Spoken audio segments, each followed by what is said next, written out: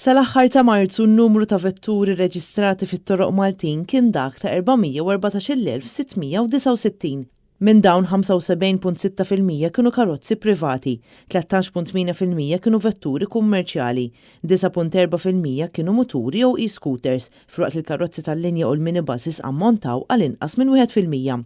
Fl-ewwel kwarta din is-sena inħarġu ftit iktar minn 5,000 liċenzja għal vetturi ġodda, bil-maġġoranza tagħhom ikunu karozzi privati li ammontaw għal 361, f'waqt li kien hemm 1312 il-mutur jew e-scooter ġdid. U matul l-istess letxur 7,084 vettura tneħħew mit-toroq Maltin peress li kien hemm xi restrizzjonijiet.